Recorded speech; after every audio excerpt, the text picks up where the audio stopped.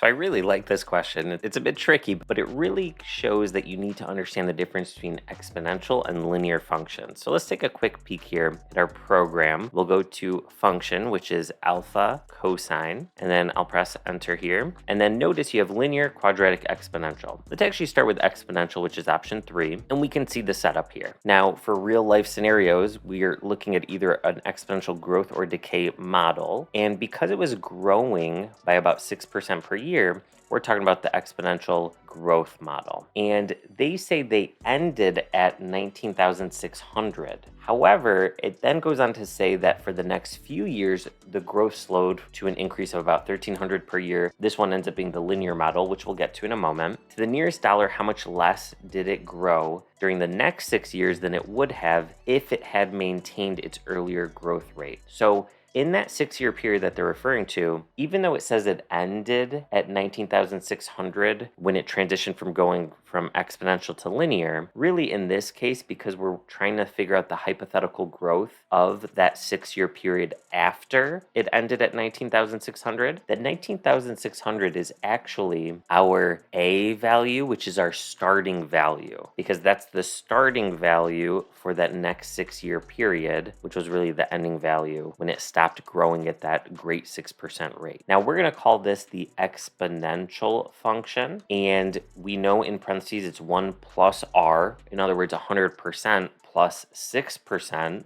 so 106%, which is 1.06. And it's to the, normally you would see t, we'll use x here, but that's the number of years. Then let's contrast that with the linear model. Up here, this was an e, not a very good one. But for the linear model, our 19,600 is our y-intercept. It's like the plus b. And then you have the slope of 1,300 per year. So I know I kind of put it backwards. It's usually mx plus b, but I put it kind of in a b plus mx form. And then let's look at each of those if you were to plug in 6. So in the exponential scenario, we could plug in the 6, and in the linear, we can do the same thing. Now let's go ahead and just type those into the calculator. So we have 19,600 times 1.06 to the, which is the caret symbol above the division sign, to the 6th power. And we can go ahead and type in 19,600 plus 1,300 times 6. And notice we want to find the difference. So I could just go up here, press enter, minus this value here, and we find our difference. They want it rounded to the nearest dollar, which ends up being, since this is a 0.9, we'll round up and we get